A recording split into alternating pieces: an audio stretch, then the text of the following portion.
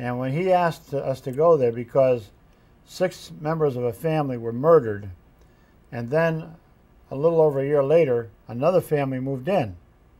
And this family fled the house after 28 days.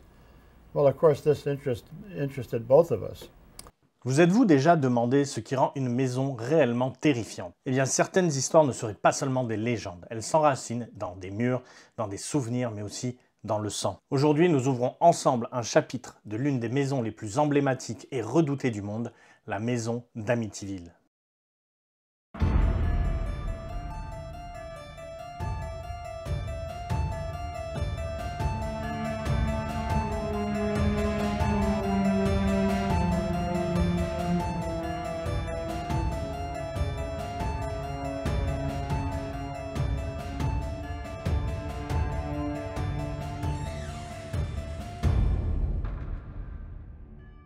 Nous sommes à Amityville, petite ville tranquille de Long Island dans l'État de New York. Le 112 Ocean Avenue, avec sa façade blanche et ses fenêtres en forme d'yeux, pourrait passer pour une maison américaine ordinaire. Mais en novembre 1974, tout bascule. Le 13 novembre, aux alentours de 3h15 du matin, Ronald DeFeo Jr., 23 ans, aurait pris un fusil de calibre 35 et tiré sur les 6 membres de sa famille pendant leur sommeil. Ses parents, Louise et Ronald Sr., ses 2 frères et ses 2 sœurs. Chaque corps aurait été retrouvé allongé sur le ventre sans trace de lutte, sans cri entendu par les voisins. Une énigme qui, encore aujourd'hui, intrigue les enquêteurs. Comment personne n'aurait réagi au coup de feu? Certains avanceraient que les victimes auraient été droguées, mais les analyses toxicologiques n'auraient rien confirmé. Ronald DeFeo Jr., surnommé Butch, aurait déclaré avoir entendu des voix qui lui auraient ordonné de tuer. Plus tard, lors de son procès, il aurait changé plusieurs fois de version, oscillant entre folie et préméditation. Et pour certains, encore aujourd'hui, cette heure de 3h15 serait la véritable origine de la malédiction qui entrait la maison.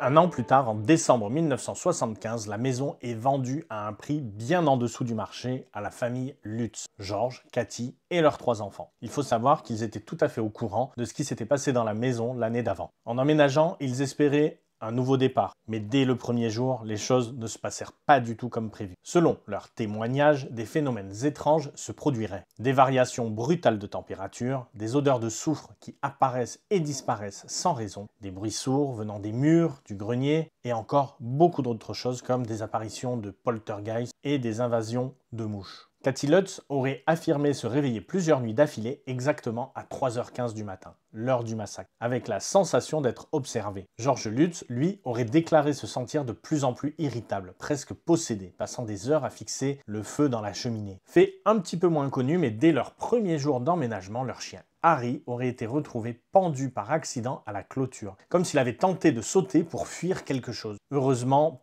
pas de souci, le chien a survécu, on l'a retrouvé suffisamment vite pour pouvoir le décrocher à temps. Ils auraient aussi vu un liquide verdâtre suinter des murs et des portes et aperçu dans l'escalier une silhouette aux yeux rouges les fixant dans l'obscurité. Comme je viens de vous le dire, au bout de seulement 28 jours, les Lutz auraient fui la maison en pleine nuit, laissant meubles et affaires derrière eux.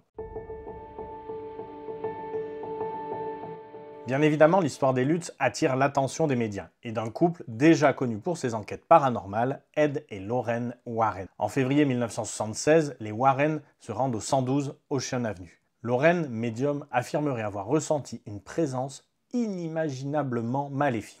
Like places like Amityville. That if you gave me $1 billion, I wouldn't go in that house again because it messed up my life and my husband's life. Terrible, horrible, horrible place. Ed, quant à lui, décrira une sensation de pression sur tout le corps, comme si l'air même lui était hostile. Lors de cette enquête, une série de photos serait prise. L'une d'elles, publiée plus tard, montrerait ce qui ressemble au visage d'un jeune garçon regardant hors d'une chambre. Pour certains, l'esprit d'un des enfants DeFeo. Pour d'autres, un canular. Cette affaire aurait divisé l'opinion. Les partisans des Warren y verraient une preuve irréfutable. Les sceptiques, eux, parleraient de trucage, d'exagération médiatique ou de coups montés pour promouvoir un livre puis un film. Aujourd'hui, Amityville est entré dans la culture populaire. Le nom évoquerait instantanément l'horreur. au même titre que Salem ou le Loch Ness. En conclusion, on pourrait dire qu'Amityville ne serait pas qu'une simple maison. Pour certains, elle incarnerait le mal pur, un lieu marqué à jamais par un crime atroce. Pour d'autres, elle ne serait qu'un mythe moderne, né de notre fascination pour le paranormal et nourri par le cinéma. Près de 50 ans après le drame, des curieux continueraient à se rendre devant le 112 Ocean Avenue. La façade, elle, a changé, mais l'adresse reste gravée dans l'imaginaire collectif. Qu'il s'agisse d'un phénomène réel ou d'un récit façonné par la peur, une chose reste certaine. Amityville aurait gagné sa place dans les légendes. Et peut-être que la nuit, lorsque tout dort, la maison se souviendrait encore de ses fantômes. Voilà, cette première vidéo de la série Les Brèves de l'étrange est maintenant terminée. Pour la partie sponsor, je vais me sponsoriser moi-même. Je vous rappelle que j'ai une cagnotte Ulule en cours qui me permettra de financer le montage d'un de mes plus gros projets, une vidéo sur les lieux les plus hantés d'Écosse. Il reste encore quelques jours. Merci d'avance et à bientôt dans le QG de l'étrange.